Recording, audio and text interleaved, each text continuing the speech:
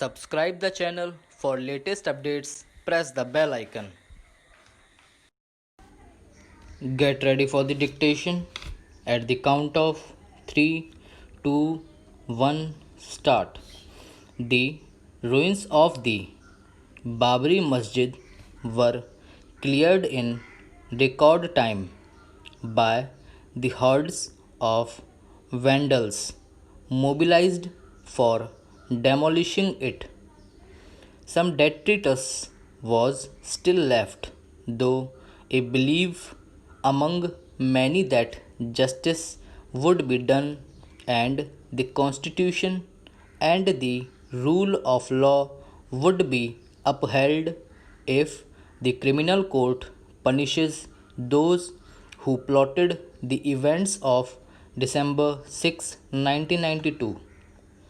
Even when the Supreme Court handed over the empty side to those who wanted the mosque brought down to build a Ram temple, its recognition of the demolition as an egregious violation of the rule of law gave rise to hope that the ends of justice would be served by the punishment of those who mobilized the vandals. A special CBI court in Lucknow has now cleared the remaining debris with an unconscionable judgment. Throwing to the winds the Supreme Court's observations on the demolition, the trial court has in effect given judicial legitimation to the Ram Janambhoomi movement by acquitting all those indicted for conspiracy for to bring down the structure. Its conclusions are drastic and defy logic and fact.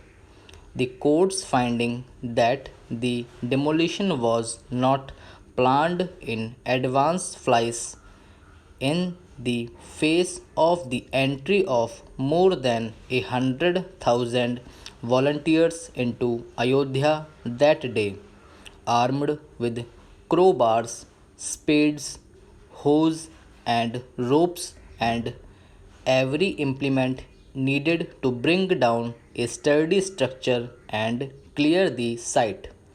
The proponents of the movement, headed by L.K. Advani, Murli Manohar Joshi, and Uma Bharati, among others, had positioned themselves in vantage points to witness the occasion and celebrate with pride what ought to have caused shame and disgust.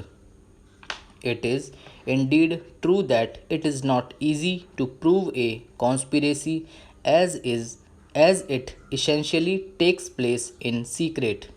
This is where courts must draw reasonable inferences from the circumstances. But in a conspiracy of this nature, it is easy to see that those involved were marching under a banner, an image the Supreme Court had once referred to while explaining the ingredients of a conspiracy.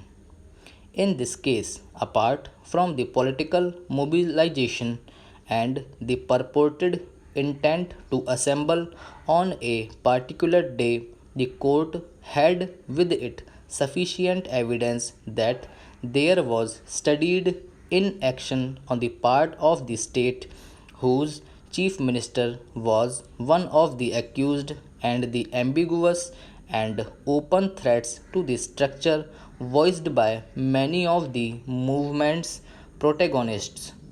The dissembling Kalyan Singh as chief minister then had given what in hindsight was an obviously false assurance to the highest court and the National Integration Council that nothing but a symbolic car seva would take place.